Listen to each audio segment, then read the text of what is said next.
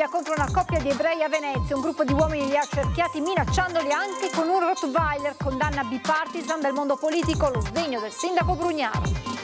Orrore sul treno per Mantova, dove un marocchino di 27 anni ha picchiato e tentato di strangolare la compagna incinta, una 25enne trevigiana, le ha strappato di dosso anche la maglietta e indagano i carabinieri. Udienza preliminare per la donna che uccise la figlia appena partorita gettandola nel water. Il dramma piove di sacco, la 29enne è stata rinviata a giudizio, rischia l'ergastolo. Verrà dato lunedì alle 15 a Conco l'ultimo saluto a Stefano Angonese, 13enne investito e ucciso da un'auto che si è allontanata dal luogo dello scontro. Oggi l'autopsia per il giorno delle esequie, la sindaca ha decretato il lutto cittadino. Perquisizione nelle abitazioni di 3 persone, presunti autori delle scritte contro la polizia comparse nei mesi scorsi in città. Il questore avvisa, risposta immediata, la guardia resta alta. Crack Veneto Banca va in scena il terzo filone, quello per la bancarotta. Questa mattina il GUP di Treviso ha ammesso la stragrande maggioranza delle richieste di parte civile, un passaggio non scontato per moltissimi risparmiatori. Da domani fino a domenica Padova ospita il 9° raduno nazionale dell'APS. In città anche il ministro Piantedosi. Antena 3 domenica trasmetterà in diretta la sfilata dei poliziotti. Buonasera e ben ritrovati con l'edizione regionale dei nostri telegiornali. Dunque un'altra aggressione antisemita a Venezia nei confronti di una coppia di turisti. Dal sindaco Brugnaro al senatore Martella, la ferma condanna dal mondo politico.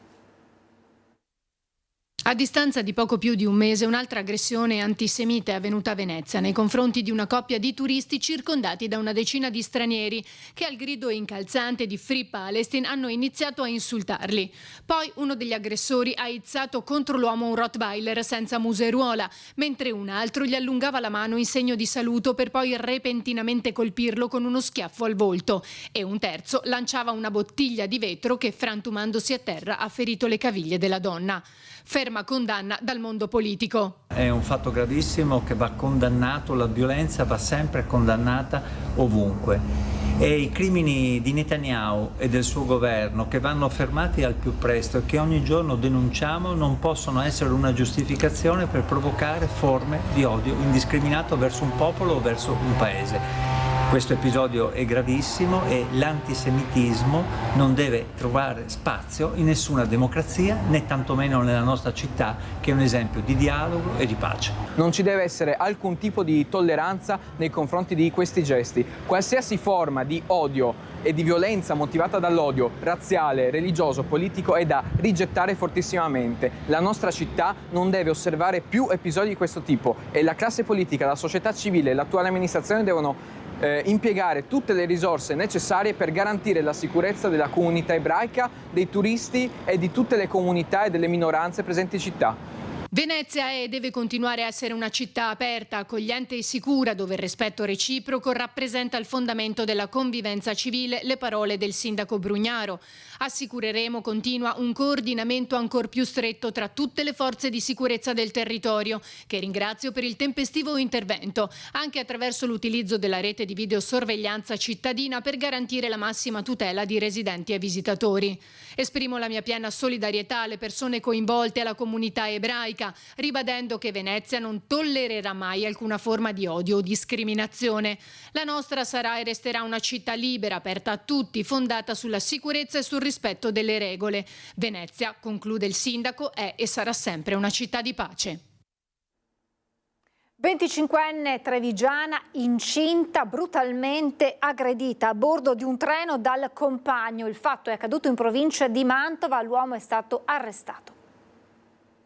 Prima l'ha afferrata per il collo tentando di strangolarla, poi l'ha colpita con schiaffi strappandole la maglietta e la borsetta. La vittima, una ragazza di 25 anni residente nella Marca trevigiana, incinta di qualche mese, brutalmente aggredita a bordo di un treno dal compagno un 27enne marocchino senza fissa dimora. A dare l'allarme il capotreno, che ha segnalato l'accaduto al 112 raccontando che la coppia era scesa alla stazione di Poggio Rusco in provincia di Mantova. La lite è proseguita poi per strada, attirando l'attenzione di un passante che, preoccupato per le urla della vittima, ha a sua volta chiamato i carabinieri che, giunti sul posto, a fatica hanno separato la coppia. La ragazza, in forte stato di agitazione, ha raccontato ai militari di essere incinta e di essere stata aggredita dal compagno a bordo del treno. Con la maglietta ancora strappata ed evidenti segni delle percosse subite su collo, gambe e altre parti del corpo, è stata trasportata in ambulanza all'ospedale civile di Borgo Mantovano. Il compagno è stato invece accompagnato alla stazione dei carabinieri di Poggio-Rusco e arrestato per maltrattamenti e lesioni personali. Dramma a Jesolo, un 50enne di nazionalità ucraina è andato a fare il bagno con il figlio, 15enne, ed è annegato. La sala operativa dell'ufficio circondariale marittimo ha ricevuto una segnalazione da parte del direttore del villaggio Jesolo Mare dopo che il figlio aveva dato l'allarme non vedendo più il papà. Verso le 20, a 150 metri dalla costa, in prossimità della torretta, il personale della Guardia Costiera di Jesolo ha trovato il cadavere che, a seguito del riconoscimento da parte di un familiare, è stato messo a disposizione della famiglia presso l'obitorio dell'ospedale di Jesolo. Udienza preliminare ieri in tribunale a Padova per la donna che quasi un anno fa, piove di sacco, uccise la figlia appena partorita gettandola nel water. La 29enne è stata rinviata a giudizio, rischia l'ergastolo. Verrà processata in corte d'assise a Padova con l'accusa di omicidio volontario aggravato dal legame di parentela Melissa Russo Machado, la 29enne che nell'ottobre dello scorso anno ha ucciso la figlia appena partorita affogandola nel water della stanza dove viveva sopra il club notturno Il Serale a Piove di Sacco. La donna è stata rinviata a giudizio, non era presente in aula al momento, dopo aver trascorso alcuni mesi domiciliari nella casa dei genitori a Cassano delle Murge in Puglia, ha l'obbligo di dimora nel comune barese. Per il pubblico ministero Sergio Dini, la ballerina italo-brasiliana, sapeva cosa stava facendo ed era mossa dalla precisa volontà di sbarazzarsi della figlia appena partorita. Un omicidio, quindi, non un incidente. La 29enne non è stata perciò accusata di infanticidio, dove la pena massima è di 14 anni. Melissa Russo Machado non potrà così beneficiare di riti alternativi e rischia fino all'ergastolo. Quando i carabinieri entrarono nella stanza sopra il nightclub all'alba del 29 ottobre del 2024, scoprirono l'orrore. La neonata, nata perfettamente sana e al termine della gravidanza, era stata gettata nel water. Melissa Russo Machado aveva anche tirato lo sciacquone nel tentativo di far scomparire il corpicino della bambina. L'autopsia ha chiarito che la piccola è nata viva e morta in seguito per annegamento. Secondo i periti, inoltre, la 29enne era lucida, capace di intendere di volere mentre uccideva la figlioletta. Perquisizioni della Digos di Padova nelle abitazioni di 3 anarchici, presunti autori delle scritte contro la polizia comparse nei mesi scorsi in città. Le parole del questore di Padova, Marco Dorisio.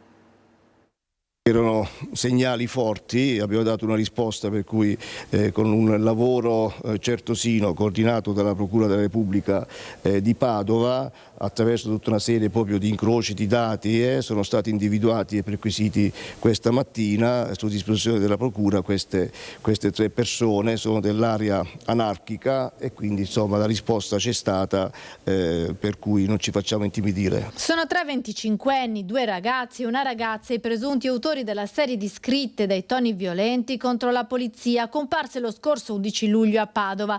All'alba le perquisizioni della Digos nelle abitazioni dei 3 esponenti del movimento anarchico. Sono stati indagati per istigazione a delinquere e ricettazione, dato che gli striscioni usati per le scritte erano stati rubati da un cantiere edile in città.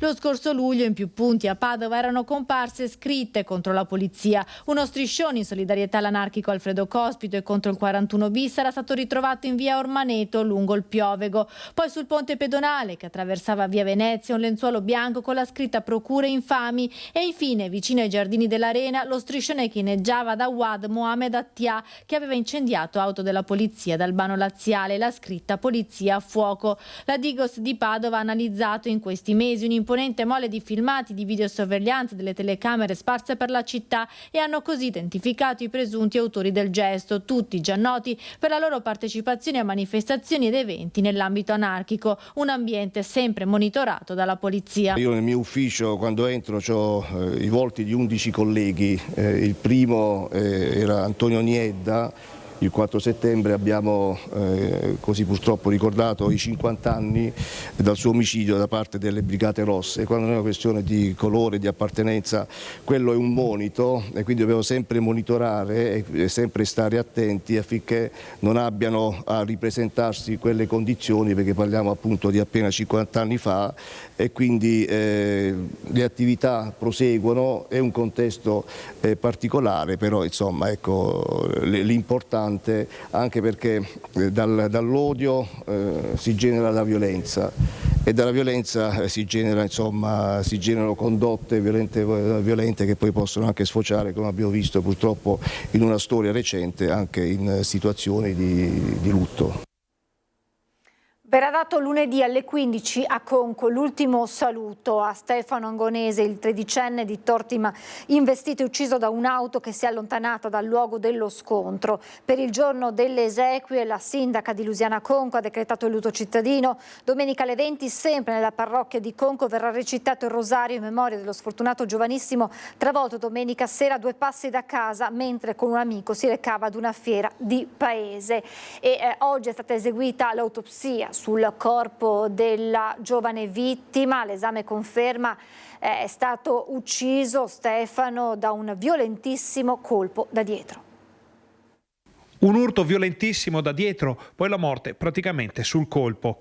È finita così la vita di Stefano Angonese, il 13enne di Lusiana Conco, investito e ucciso domenica sera a Tortima mentre camminava con un amico a 2 passi da casa.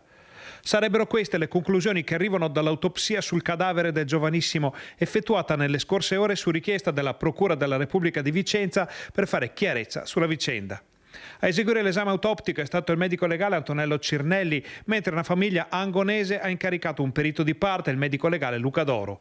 La famiglia dell'investitore invece non avrebbe incaricato alcun perito di parte per quanto riguarda le procedure dell'esame necroscopico. L'autopsia non chiude però il percorso, perché sarà necessario comprendere se le ferite mortali inferte dall'auto guidata dal 23enne di Cartigliano al 13enne siano compatibili con una dinamica legata a un incidente in cui il guidatore si accorge di aver colpito effettivamente una persona e non un oggetto a bordo strada. Il dettaglio non è banale e potrebbe essere di grande importanza per incardinare tutta la procedura da qui in avanti. Stando così le cose, la domanda che verrà posta ai tecnici è questa. Posto che l'urto è innegabile ed è stato la causa della morte immediata, si è accorto il conducente di aver investito una persona o la situazione poteva indurlo a pensare di aver travolto un segnale, un oggetto inanimato o un animale? Da qui in poi si entra nel campo ignoto e doloroso delle ipotesi. Di certo c'è che Stefano è stato travolto e ucciso mentre se ne andava per la sua strada con un amico, convinti di essere diretti verso la festa di un paese e non verso una tragedia che ha scosso 2 comunità. Il primo giorno di scuola intanto è andato in archivio con un clima decisamente diverso da quello che ci aspettava nell'istituto di Lusiana Conco frequentato da Stefano. Crack Veneto Banca, va in scena il terzo filone, quello per la bancarotta. La cosa è già stata chiarita, è l'ammissione delle parti civili, della stragrande maggioranza delle parti civili, dei miei assistiti, quelli dell'avvocato Fadalti e degli altri, ma insomma con il rigetto delle eccezioni della gran parte di inammissibilità che erano state sollevate. Un passaggio niente affatto scontato che apre nuovamente le porte del Tribunale a un esercito di risparmiatori. Questo l'esito dell'ennesimo atto nel crack di Veneto Banca. Alla sbarra, tra gli altri, ancora una volta, l'ex amministratore delegato e direttore generale Vincenzo Consoli e i presidenti Flavio Trinca e Francesco Favotto. Un copione che si ripete, stavolta senza il rischio di prescrizione, come è successo invece per l'accusa di truffa. Quante sono più o meno le parti civili? A memoria qualche centinaio, penso 300-400 in questo processo. In tribunale a Treviso va in scena quindi il terzo filone, quello per la bancarotta fraudolenta per distrazione e dissipazione, poi scaturita in un buco da oltre 300 milioni di euro, cifra monster messa a disposizione di società che non avevano le necessarie garanzie. Le parti civili sono al momento fiduciose e pensano ai prossimi passi. Discuteremo l'udienza preliminare e il rinvio a giudizio. Sono state anticipate 2 richieste di giudizio abbreviato da parte dell'ex condirettore generale Feltrin e del professor Favotto.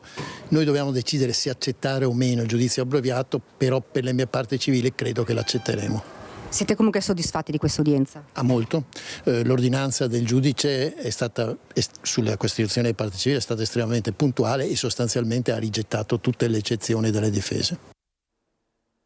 Via vai sospetto nel quartiere Arcella di Padova. Le Fiamme Gialle arrestano un uomo per spaccio e sequestrano oltre 3 kg di droga. Blitz della Guardia di Finanza di Padova nel quartiere Arcella. Le Fiamme Gialle hanno sequestrato 3 kg di eroina, 300 grammi di cocaina e tratto in arresto un uomo di origine nigeriana. Il soggetto, fermato per un controllo, ha fatto insospettire i militari per il suo stato di agitazione.